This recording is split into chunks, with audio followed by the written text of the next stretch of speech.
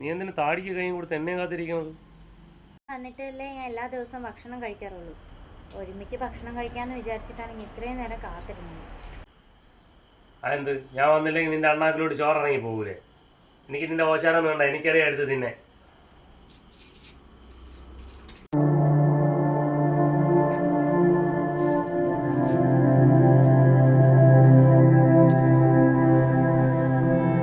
പാതിരാത്രി കിടന്നു ഉറങ്ങാനും സമ്മതിക്കൂല, അലപ്പും ബഹളോ. നീ അവിടെ നിന്ന് മോങ്ങണ്ട, നീ വീട്ടിനകത്ത് കേറിപ്പോ. നിന്നെ കണ്ട വന്നത് ദിവസം നശിച്ചു പോകും. അല്ലെങ്കിൽ തന്നെ എന്റെ ചെറുക്കനെ പറഞ്ഞിട്ട് എന്തൊരു കാര്യം. സമയത്ത് കാലത്ത് വീട്ടിൽ വന്നോണ്ടിരുന്ന ചെറുക്കനാണ്. അവന് കാണൂലേ ആഗ്രഹങ്ങള്. അവന്റെ സങ്കടം കൊണ്ടാണ് അവൻ ഈ പാതിരാത്രി കയറി വരുന്നത്. നീ ഒറ്റ ഒരുത്തി കാരണം. കല്യാണം കഴിഞ്ഞിട്ട് 8 വർഷമായി. അവനും കാണൂലേ അവന്റെ കൊച്ചിനെ കാണണമെന്ന്. ഈ വീട്ടിൽ വരുമ്പോ അവൻ ആകെ മൂകതയാണ്. മോങ്ങിക്കൊണ്ടിരിക്കുന്നു ശാപം പിടിച്ച സാധനം. കേറിപ്പോ അകത്ത്.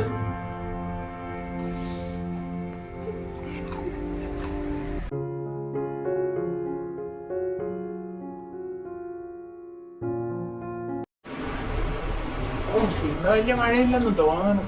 എങ്ങനെ ഒരു തുണി പോലും ഉണക്കിയെടുക്കാൻ പറ്റില്ല. ഇതെങ്കിലും പെയ്യാതിരുന്നാ മതിയായിരുന്നു.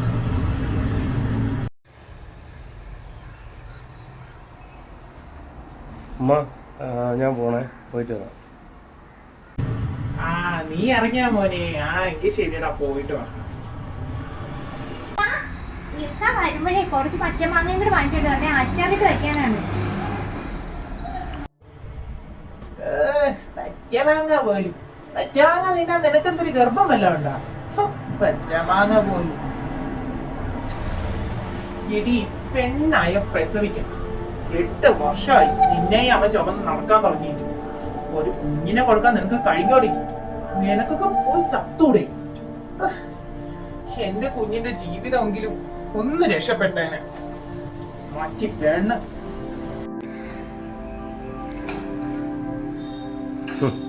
അങ്ങനെ ആയിരുന്നെങ്കിൽ 1 അല്ല 100 കിലോ മാങ്ങ ഞാൻ മേടിച്ചേനെ. എന്റെ പൊന്നു ഇറങ്ങാൻ നോക്ക്. അവളെ ഇനിയും നോക്കിക്കൊണ്ടിരുന്നാലേ അവള് ഓരോരോ പുന്നാരോട്ട് കേറി വരും. നിന്റെ പോക്കൊന്നും കൊളാവും. അല്ലെങ്കിൽ തന്നെ ഈ എറണാകുളത്തുള്ള കണ്ടിട്ടൊക്കെ നിന്റെ കാര്യത്തിൽ നിന്ന് പോക്കാണ്. അതുകൊണ്ട് എന്റെ കൊച്ചി പെട്ടെന്ന് ഇറങ്ങാൻ നോക്കും.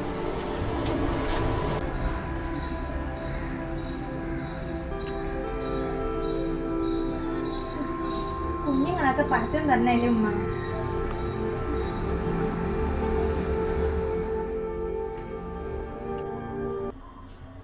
അതൊക്കെ നോക്കിയാണല്ലോ വരത്. എങ്ങോട്ട് കെട്ടി ഒരുക്കി പോണത്? ഉമ്മ, ഞാൻ പോകും. നിങ്ങൾക്ക് ആർക്കും ഇനിയൊരു ശല്യമായിട്ട് ഞാൻ ഈ വീട്ടിൽ നിൽക്കുന്നില്ല. കായോട് ഞാൻ പറഞ്ഞിട്ടില്ല പോണ കാര്യം. ഉമ്മ തന്നെ പറഞ്ഞാൽ മതി. ഒരു കണക്കിന് ചിന്തിച്ച ഉമ്മ പറയണത് ശരിയാണ്. ഞാൻ കാരണം ഇക്കാരുടെ ജീവിതം കൊണ്ട് നശിച്ചു പോകരുത്. അതൊരു നല്ലതാണ്. അവന്റെ ജീവിതം രക്ഷപ്പെടും. നിന്റെ ജീവിതത്തിന്റെ കാര്യം എനിക്ക് അറിഞ്ഞൂടാ. ഒരു കൊച്ചിനെ ചുമക്കാൻ കഴിവില്ലാത്തോള് എന്തൊരു ജീവിതം. ഒരു കണക്കിന് നീ നിന്റെ വീട്ടിൽ നിൽക്കണല്ല നല്ലത്. ഈ വീട്ടിലൊരു ഭാരം എന്തായാലും ഒഴുകി പോകും. എനിക്ക് എന്തായാലും സന്തോഷമായി. എന്തായാലും ഞാൻ എന്നേക്കുമായിട്ട് ഇവിടെ നിന്ന് ഇറങ്ങണമ്മ.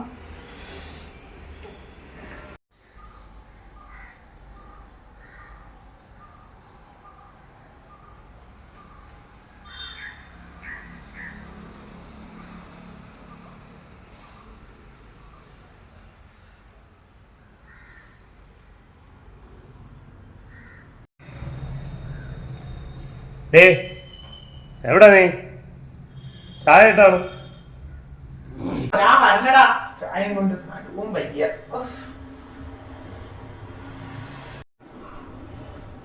നീ ഇരി, ചായ കുടി.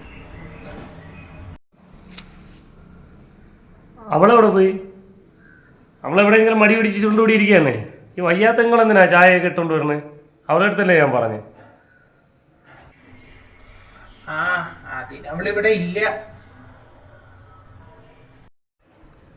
എൻ്റെ അടുത്ത് പറയാതാ നാശം പിടിച്ചോളൂ. എവിടെ പോയ അവള്?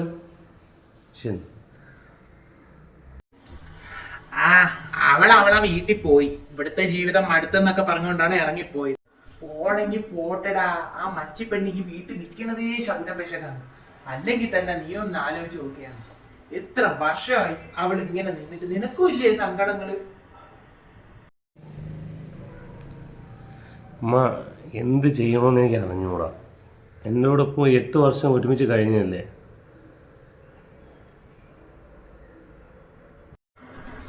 ഉമ്മ പറയണ മോനെ ശ്രദ്ധിച്ച് കേൾക്കണം. ഇത് നല്ല പറ്റിയ അവസരമാണ്. നമ്മളായിട്ട് ഇറക്കി വിട്ടതല്ല, അവളായിട്ട് ഒഴിഞ്ഞു പോയതാണ്. എന്റെ മോൻ ഇനി വേറൊരു നല്ലൊരു പെങ്കൊച്ചിനെ കെട്ടണം. നീ എന്നെ കണ്ണും കാലാശമൊക്കെ കാണിച്ച് എന്റെ കൊച്ചിനെ മയക്കി എടുത്തിട്ടാണല്ലോ അവളെ നീ കെട്ടിയത്. മരവാക്കുപോലെ നീ കേട്ടില്ലല്ലോ. ഇനിയെങ്കിലും ഉമ്മ പറയും പോലെ കേൾ. ഒരു നല്ലൊരു കൊച്ചിനെ കണ്ടുപിടിച്ച് ഉമ്മ തരാം. സ്ത്രീധനവും നല്ല അടക്കവും ഒതുക്കും നല്ല കാശും പിന്നെ കൂട്ടത്തിന് നമ്മൾ ആഗ്രഹവും നടക്കും. നീ ഒരു പെണ്ണ് കെട്ടാൻ നോക്ക്. പിന്നെയെങ്കിലും നിന്റെ ഒരു കുഞ്ഞിനെ കണ്ടിട്ട് കണ്ണടയ്ക്കണമെന്നാണ് ഈ ഉമ്മാരെ ആഗ്രഹം. വയസ്സായി പറ്റില്ലേ, ഇന്നാ നാളെന്ന് പറഞ്ഞ് ഇരിക്കുകയാണ് ഞാൻ. അതാണ് ഉമ്മ പറഞ്ഞത്. നിന്റെ നല്ലതിന് വേണ്ടിയിട്ടാണ് ഈ ഉമ്മ പറയണത്. എന്തായാലും അവളെ പോയി. അമ്മക്ക് ഉടനെ ഒരു ഡിവോഴ്സ് എങ്ങനെയെങ്കിലും നടത്തിയെടുക്കണം. എന്നിട്ട് വേറെ പെണ്ണിനെ കിട്ടണം. അല്ലെങ്കിൽ തന്നെ ഒരു കൊച്ചിനെ തരാൻ കഴിയാത്ത അവളൊക്കെ പെണ്ണാണാടാ. നിനക്കും ആഗ്രഹമില്ലേ സ്വന്തം ചോരയിൽ ഒരു കൊച്ചിനെ ലാളിക്കാൻ? നിന്റെ കൂട്ടുകാർക്കൊക്കെ കുഞ്ഞുങ്ങളായി. അത് കാണുമ്പോ എനിക്കറിയാം നിനക്ക് സങ്കടം ഉണ്ടെന്ന്. നമുക്ക് എന്തായാലും നല്ലൊരു പെൺകൊച്ചിനെ കണ്ടെത്തി നീ കല്യാണം കഴിക്കണം. ഇനി വേറെ ഒന്നും ആലോചിച്ചുകൊണ്ടൊന്നും ഇരിക്കണ്ട. നീ ആ പോയതൊക്കെ പോട്ട്, അതിന്റെ ബാക്കി നിന്നെ പോവാനും നടക്കണ്ട. എവിടെ പോട്ടെ നാശം പിടിച്ചത്. ഇവിടെ ഉണ്ടായിട്ടല്ലെങ്കിൽ എന്തൊരു ഗുണോ നാശിച്ചത്. എവിടെ പോയി ചാവട്ടെ.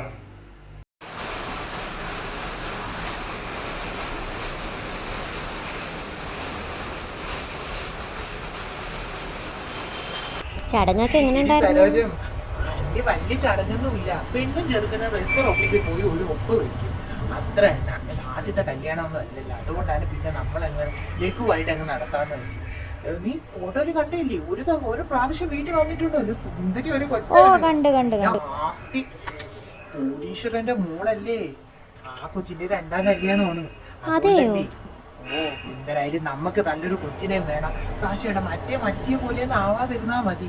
അതിന് അങ്ങനത്തെ കുഴപ്പമൊന്നും ഇല്ലെന്നാണ് അറിഞ്ഞത്. അതങ്ങനെയൊന്നുമില്ല.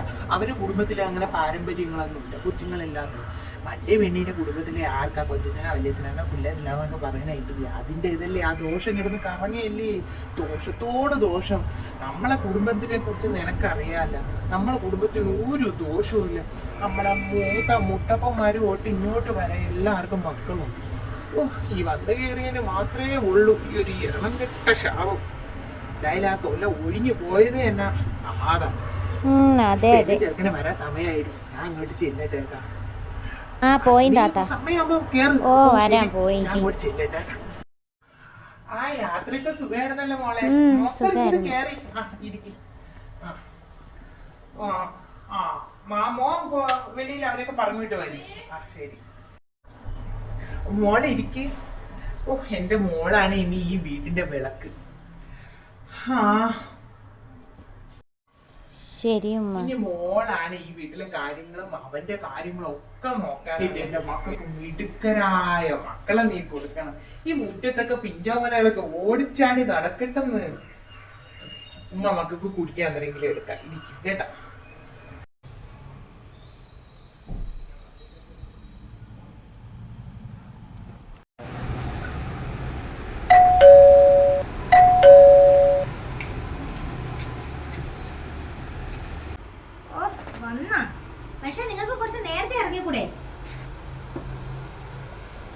നിങ്ങൾക്ക് കുറച്ചുകൂടെ നേരത്തെ വന്നോടെ. മനുഷ്യന്റെ ഉറക്കം കളയാൻ വേണ്ടിട്ട് ഞാൻ മറ്റോളെ പോലെ എനിക്ക് ഇതേപോലെ കാത്തിരിക്കാനൊന്നും പറ്റില്ല കേട്ടാ. നിങ്ങൾക്ക് വേണ്ട ഫുഡ് അവിടെ ടേബിളിൽ എടുത്ത് വെച്ചിട്ടുണ്ട്. കഴിച്ചിട്ട് വേണമെങ്കിൽ പാത്രം കഴുകി വെച്ചിട്ട് കിടന്നോണം.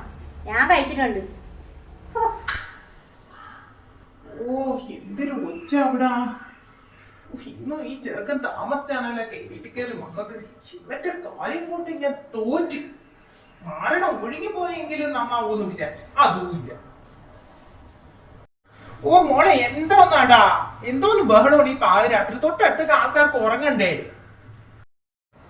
വന്നല്ല, നിങ്ങളാണ് നിങ്ങളെ മോനെ പുന്നടിച്ച് വഷളാക്കി കളഞ്ഞേന്ന. സമയത്തും കാലത്ത് വീട്ടിലും വന്ന് കയറൂല ബാക്കിയുള്ളവരെ ഉറക്കം കിടത്താൻ വേണ്ടിട്ട്. ഒരു തൊള്ളേ മോനും വന്നിട്ടുണ്ട്. മോനെ നീ ഇനി കേറിപ്പോയി ഇവിടെ ഇരി.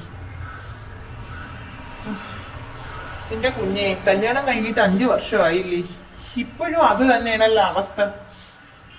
ഈ കുടുംബത്തിന് എന്തോ ഒരു വലിയ ശാപം കിടന്ന് കറങ്ങേനു, അല്ലാതെ വേറെ ഒന്നുമല്ല. എന്തോ നിങ്ങൾ പറഞ്ഞത് ശാപമെന്നാ? ഓ, മോനും ഉമ്മാക്ക് ഇതും വരയ്ക്കും നേരം എടുത്തിട്ടില്ല. ഒരു ശാപം പോലും. വല്ല ഡോക്ടറിനെ കാണിക്കാൻ മോനോട് ഉപദേശിക്കണം. റബ്ബേ, എന്റെ ആദ്യത്തെ ഭാര്യയായിരുന്നെങ്കിൽ അവൾ എന്നെ ഉറക്കൊഴിഞ്ഞ് അവളെ പടിക്കട്ടി കാത്തിരിക്കും. എന്തേലും സാധനം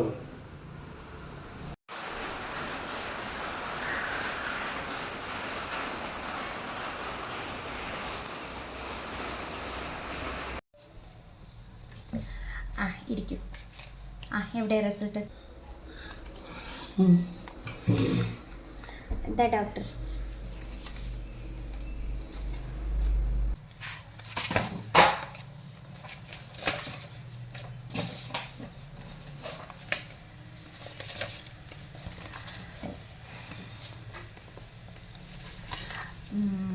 റിസൾട്ടിൽ കാര്യമായിട്ട് പ്രശ്നങ്ങളൊന്നും കാണുന്നില്ല. രണ്ടുപേർക്കും പ്രശ്നങ്ങളൊന്നും ഇതിൽ കാണുന്നില്ല. അപ്പോൾ നിങ്ങളൊരു കാര്യം ചെയ്യും, എല്ലാം നിങ്ങളുടെ ദൈവത്തോട് തന്നെ പ്രാർത്ഥിക്കൂ.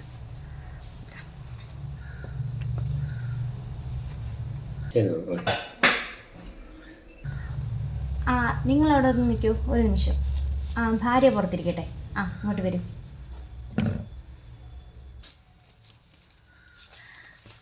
പ്ലീസ് ഡോ.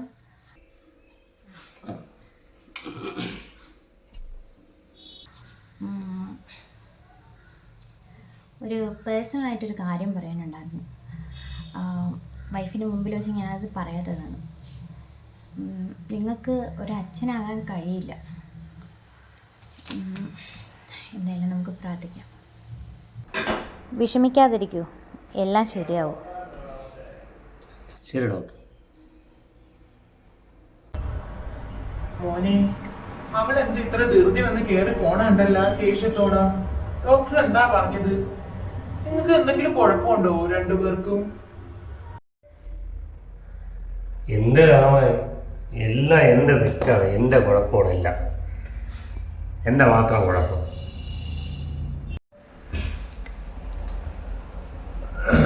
അവൾക്ക് വേറെ കുഴപ്പമൊന്നുമില്ലെന്ന് പറഞ്ഞു. കുഴപ്പം എനിക്കാണ്. അപ്പം ഞാൻ ഡോക്ടർ അവളില്ലാതപ്പോൾ തന്നെ എന്നെ വിളിച്ചിട്ട് പറഞ്ഞു കാര്യം. ഞാനിങ്ങോട്ട് വരണ വഴിക്ക് അവളുടെ അടുത്ത് കാറി വെച്ച് സംസാരിച്ചായിരുന്നു. അപ്പോഴേ അവള് മൂന്നേ വലിച്ചിറക്കി ഇരിക്കുമോ. ഞാനിപ്പോൾ എന്ത് ചെയ്യാണ്?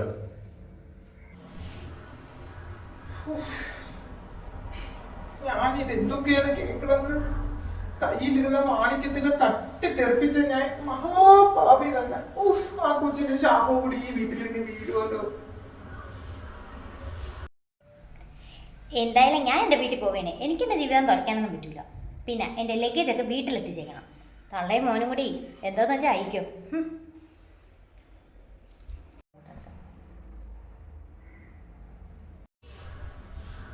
മോനെ, ഉമ്മ അന്ന് പറയാത്തതാണ്. അവള് ഡിവോഴ്സ് വേണമെന്ന് പറഞ്ഞ് ഇവിടെ നിന്ന് ഇറങ്ങി പോയതല്ല. അവളൊരു ലെറ്റർ എഴുതി ഇവിടെ വെച്ചിട്ടായിരുന്നു പോയത്. ഞാൻ നിന്റെ പുള്ളി തൂക്കാൻ കയറിയപ്പോൾ ആ ലെറ്റർ കണ്ടു. അതിൽ അവൾ എഴുതിയിരുന്നത്, ഒരു പക്ഷേ മനസ്സ് മാറി നീ അവളെ വിളിക്കാൻ ചെല്ലുമെന്ന് കരുതിയിട്ടാണ് ആ പാവ ഈ വീട് വിട്ട് ഇറങ്ങി പോയത്. നിന്റെ മനസ്സ് മാറട്ടെന്ന് വിചാരിച്ചിട്ട് ഞാൻ ആ ലെറ്റർ എടുത്തങ്ങ് മാറ്റി. എല്ലാം ഈ ഉമ്മാരെ തെറ്റാണ്. എന്റെ മോന്റെ ജീവിതം പോകും. എൻ്റെ ആദ്യ ഭാര്യ, അവൾ എന്നെ മാത്രമാണ് സ്നേഹിച്ചത്. അവളെ ഞാൻ മനസ്സിലാക്കിയില്ല, മനസ്സിലാക്കേണ്ടതായിരുന്നു.